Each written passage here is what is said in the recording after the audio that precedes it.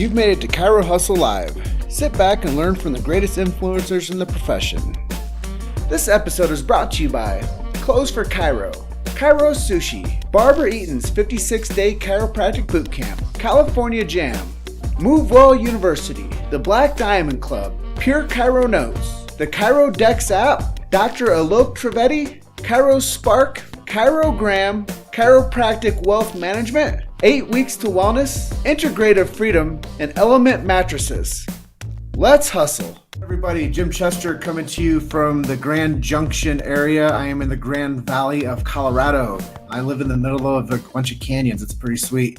I have Andrea Mills Oliveau. She is coming to me from Calabasas, California, and she's an awesome chiropractor out there, and we're going to talk a little bit about her story. But before we dive into that, I'm just going to say a quick shout out to Tim McFadden and the Chiro Dex app for sponsoring the Chiro Hustle podcast. Thank you, Tim McFadden, for being a team member and supporting what we're doing here with the media front of chiropractic. And with that being said, how are you doing today, Dr. Andrea? I am excellent, Jim. How are you? You know, I just had a chance to go down there by the Grand Monument and get some sun on my face, and I came back in time to get this thing set up for you. And yeah, the day's going great. Very nice. You probably are not getting very much vitamin D this time of year, huh? I'm in Colorado. We have like 300 days of sunshine a year. I know, but like this time of year, you can only get it like this little 2.5 hour window or something. I don't know. I think I'm pretty fortunate out here. I think I get plenty. Awesome. Good. Vitamin D is not a concern of mine. Just put it that way.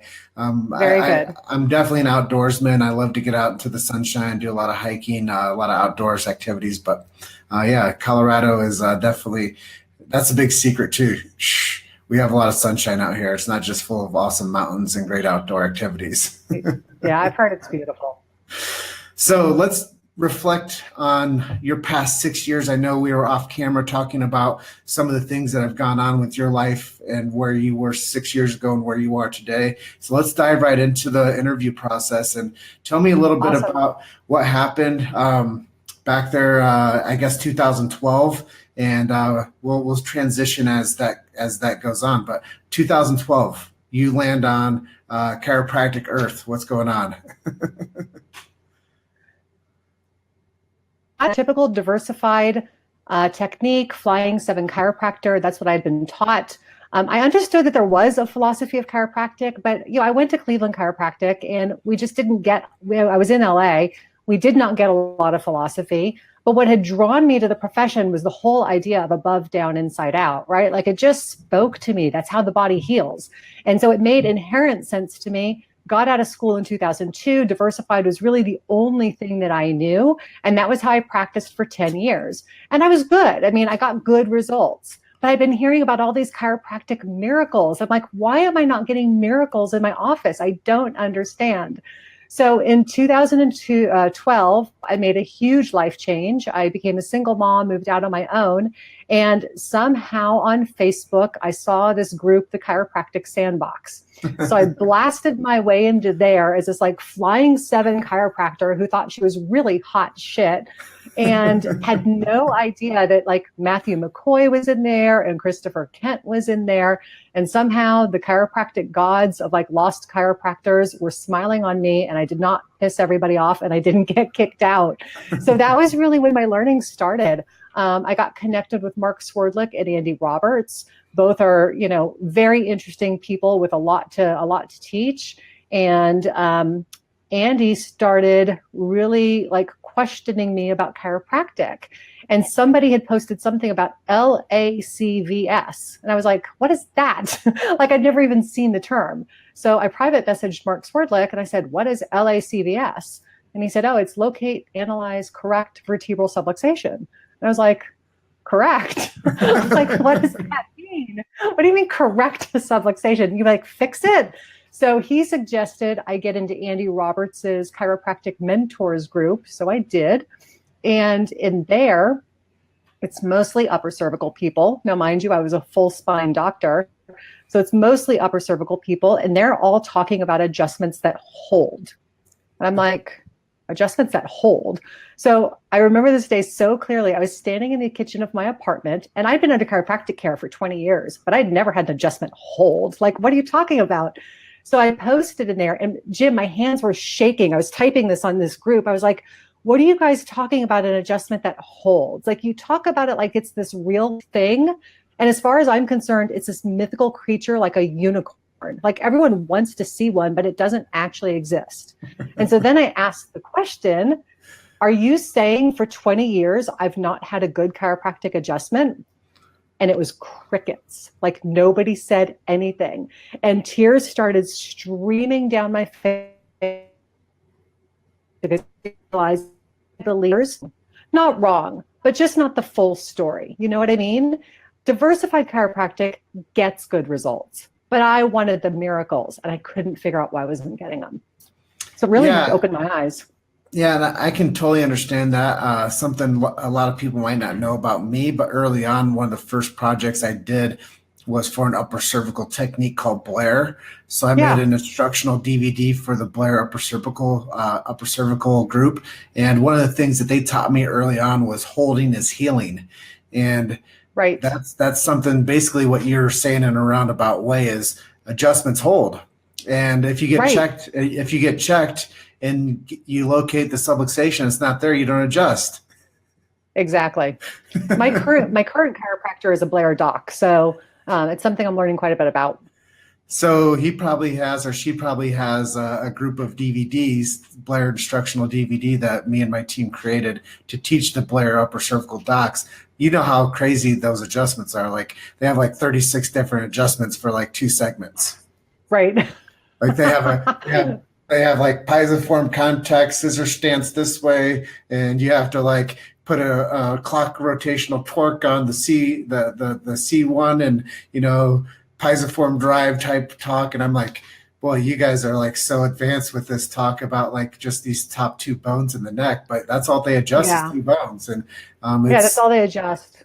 Their line of drive is specific for the listing based on this radial X-ray that they do. That's like a reflection X-ray that shows you like exactly, and then they get you your listing. You come in, they check you, they adjust you on your listing, and voila. Yep.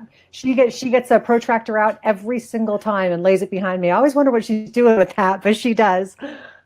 Yeah, it's pretty awesome. I mean, when I first started seeing it, it's like there's no twisting, cracking, popping. It's like how I kind of explained it. It's kind of like the guys that are the gals and guys that do like that movement where they're out there in like the fields, and Tai Chi. It's like the Tai Chi of chiropractic.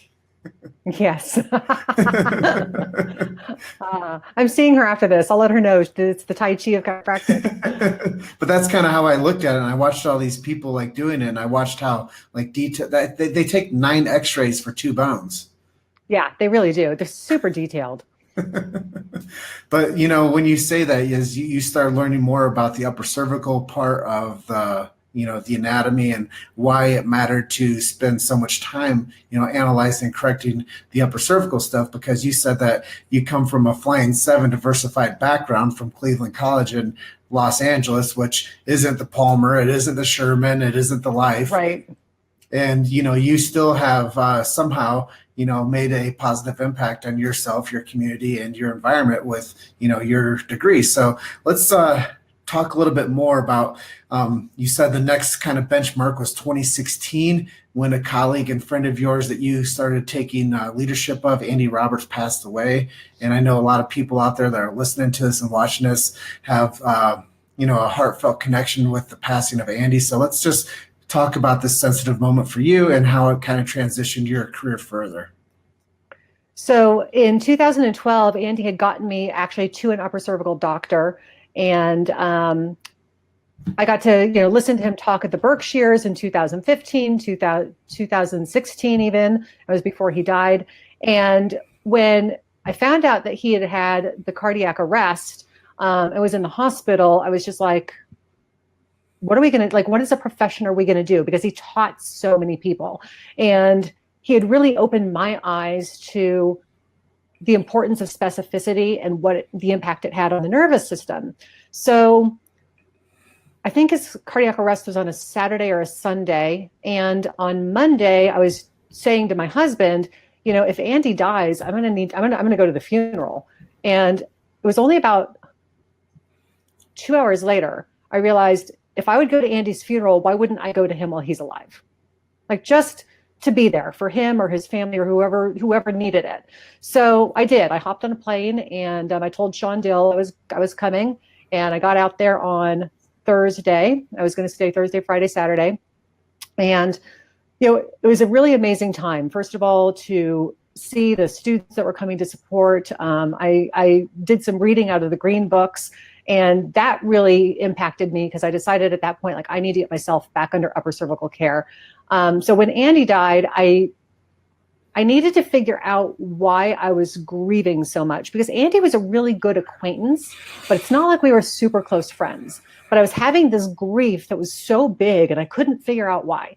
So I went to my church and I did some work there. And what I realized was the reason I was grieving so hard was not just for me. Like, I wasn't grieving for my loss. I was grieving for the loss of everyone in the world who is not going to be touched by his knowledge, right? Because he taught so many people. He was always speaking and he was always going to talk to the students. And he was really impacting students at a younger level than I was. I mean, at least they're not going to get 10 years of flying 7, right? They're going to come out of school knowing about the specific benefits of the adjustment. And so what I realized was grieving for the world. Then it was like, okay, we all need to step up our game.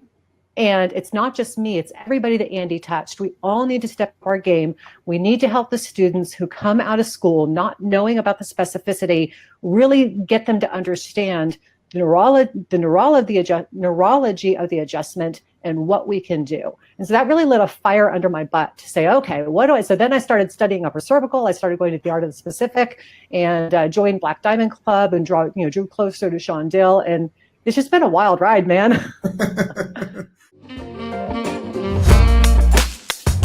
You've made it to Chiro Hustle Live. Sit back and learn from the greatest influencers in the profession. This episode is brought to you by Clothes for Chiro, Chiro Sushi, Barbara Eaton's 56-day chiropractic boot camp, California Jam, Move Well University, the Black Diamond Club, Pure Chiro Notes, the Chiro Dex app, Dr. Alok Trivedi, Chiro Spark, Chirogram, Chiropractic Wealth Management, 8 Weeks to Wellness, Integrative Freedom, and Element Mattresses. Let's hustle. So for the past 6 years, you've come from somebody that almost had an awakening within the chiropractic world, even though you were a chiropractor. Totally. And just to clear the record, I think all chiropractors have the ability to change the world. I think all of them just need to realize that they need to work on the whole idea of self-esteem and letting themselves know from like a DeMartini perspective that you all have the ability to change the world. You just have to give yourself permission to be great. And I think that honestly, like self-esteem when it comes to running a business, self-esteem when it comes to being financially driven, I mean, those things can help shift the whole community once you realize that you have the keys to the kingdom by being a chiropractor. Totally. Yeah. I mean, just one life change has a ripple effect out to everybody they know. It's a super big deal. So let's talk a little bit about what's happened since you've joined the Black Diamond Club and you've gone out and done the TATS training and how that's kind of transitioned your practice model since then. Well, I closed my Flying 7 practice in 2015, and I actually took a couple years off. I had moved about 60 miles away from my practice. I'd changed communities. My daughters had changed schools. And it was just a big deal. My dad had died. So I said, okay, I'm going to take a couple years off and figure out what I want my practice to look like. Because I had really been dealing with chronic pain patients before and was good at it. But again, I wasn't seeing the miracles. So it was like, okay, if I want to have miracles, when do I need to get the patients in my office, right? And I realized, well, I need to get them there early. So I really decided I wanted to have a family and pediatric practice, which was a big difference from what I'd had before. So in that couple of years off, I really started evaluating, who do I want to see? Who's my ideal client? Who do I want to touch? And chronic pain patients, they need us just like everybody else. But man, if we can get a kid who has asthma to not have asthma anymore, or if we can get a kid who is having behavioral issues to get calmed down, or if we can have a kid who's got chronic ear infections to get healthy, what kind of an impact does that have on their family, right? And then how does that ripple outward? So I decided to focus more there. This practice I just opened up in August, so it's only a few months old. It's a brand new community, a brand new office, and I am focusing on family and pediatrics. So it's been a huge change for me. So what does that do for you as a practitioner now that you know that you're clear with your ideal practice member and you're clear with how you want to deliver care? What do you mean by what does it do? Just in terms of my message, or? Yeah, I mean, how does it make you take on each day a little bit differently than what you were doing, where you were kind of just going through the motions, I would think, but now you're very clear with your ideal client, you're clear with your ideal practice that you want. I mean, I guess, what does it do for your energy and your motivation as a practitioner? Well, the knowledge that I had before is not sufficient. Like, I really had to step up my game. I really had to step up my communication. I'm still having to work on that. Every time I go out in the community and I talk with somebody and something gets handled a certain way, I'm like, maybe I could have handled that better. So it's really forcing me to step up my game. And I've always been what I consider to be a good communicator. But I have to tell you, in today's world with the technology and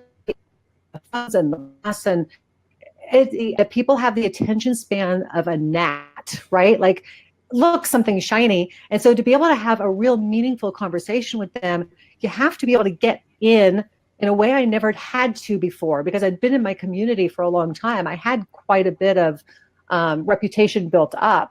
And so now here I am, brand new. Nobody knows who I am. So I really have to get in and have those conversations better. So it's really forced me to step up my game. I spend a lot of time learning and studying communication strategies right now, because if you can't get the message out, no one walks in the door, right? Yeah, and I had the same conversation a couple of days ago about communication. I'm like, why are chiropractors so interested in communication? I'm like, aren't we innately born to communicate? I mean, really, I think that you're a doctor. You've gone through 8 years of schooling at least, and the top level of brain out there, and we have to teach chiropractors how to communicate better. It just kind of blows. It just kind of blows my mind. But, chiropractic is misunderstood. How did we get from a profession that was started because a man got his hearing back to back pain, neck pain, shoulder pain, and headaches, right? So because it's misunderstood, you have to cut through all of that crap before you can actually start the conversation. And I think cutting through that crap is the hard part. Yeah, I agree. So let's switch gears just a little bit and talk about if somebody was interested in coming into the chiropractic profession and, are they a student right now? Is there any advice that you might give to them? Yeah, first of all, I'd say dive into the Green Books. The Green Books really has everything that you need to know about chiropractic. And I say that, by the way, I've not even finished Stevenson's textbook yet. I'm done with the freshman text, but I haven't gotten moved on because I've been working on other stuff. And they are beefy, man. The Green Books are not an easy read. I like to joke, the first time I tried to read it, I slept through it.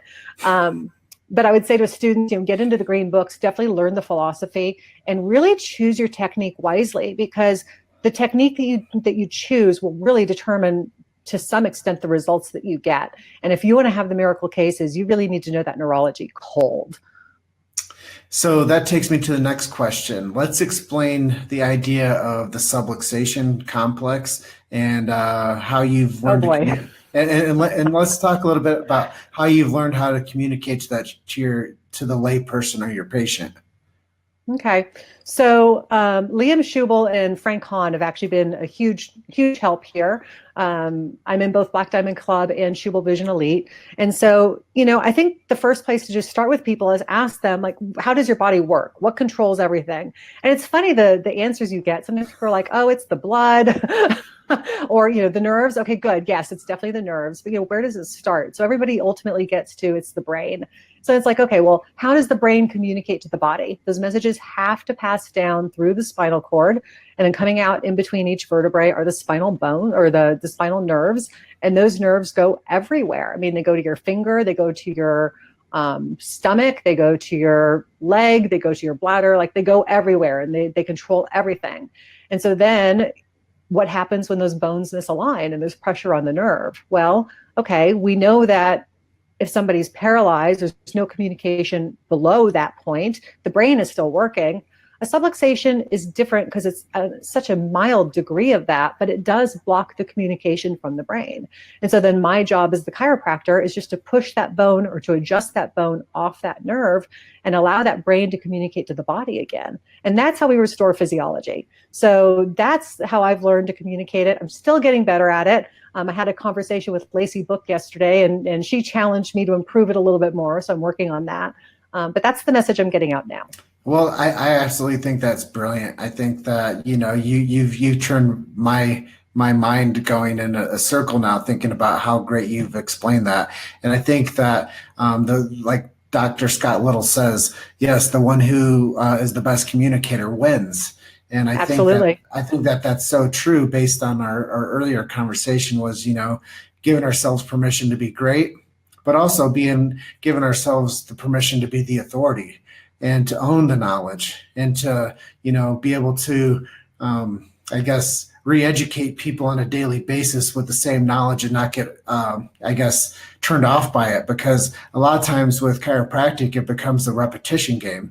Like you get how many new patients a month, how many people need to have re-exams, and you have the same conversation over and over and over and over. And I'm sure sometimes you get burned out on your enthusiasm to keep telling the message. So what kind of keeps you what keeps your momentum going to keep on getting better at telling the story? Life is a learning experience, and there's always a new game to play, right? There's always something new to do. There's always something new to accomplish. And I don't know what doors are going to open because I continue to play the game at a high level, but I know that they will open. Honestly, I just don't know the answer of quit. I think that's it. I just don't know what that means. Like, no, I'm set on this path and I've decided I'm going to do it, damn it. And so we're going to do it. I love this profession. I love what we can do for people, and I want to have a lasting impact on it. Until I'm sure I've done that, I'm not giving up. That's so cool. And it's you liked my post earlier this morning, and it was a Les Brown quote, and it said, "It's not over until I win." And I think that's right, man. That's the message that you have too. And I'm absolutely enthusiastic about chiropractic and about the message. And Tristan Schaub just joined us with the Chiro Sushi group. That guy is such a leader in the chiropractic world. He doesn't even know how much impact he's making with his involvement with the media drive that he has and with the connections that he makes and just the good nature spirit that he brings to the world. So, and then we have Liam Schubel chiming in now. Liam. So Liam's trying to share this, but I have to change the privacy issues on this once I finish the interview. So that's another thing that I'll give like a pro tip to anybody else out there. If you guys do have a team of people, make sure that when you do go live that you have somebody switching the privacy from personal to public. So that's a pro tip for everybody out there live streaming. But I think we're pretty much to the end of our interview time. Is there anything I didn't ask you that you would like to share with our audience?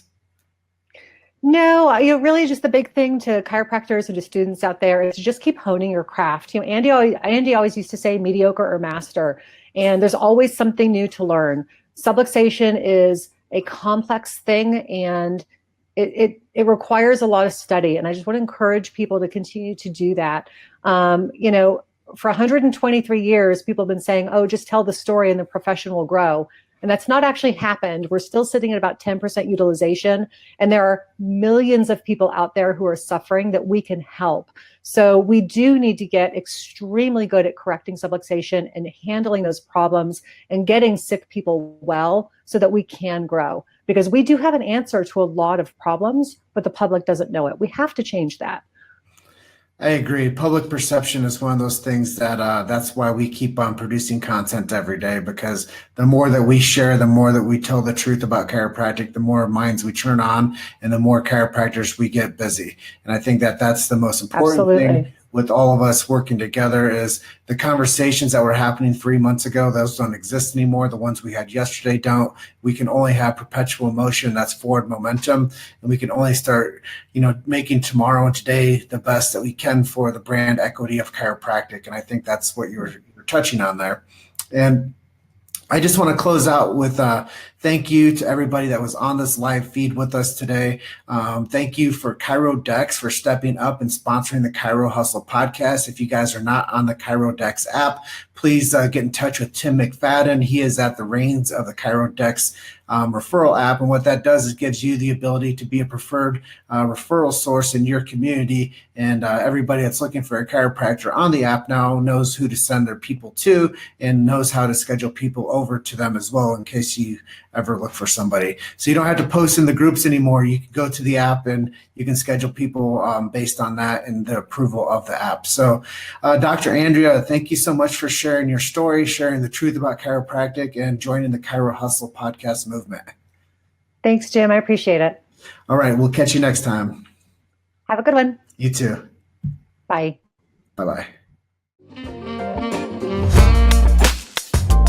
Thank you for listening to Chiro Hustle Live. Don't forget to subscribe and check back next week to continue hustling.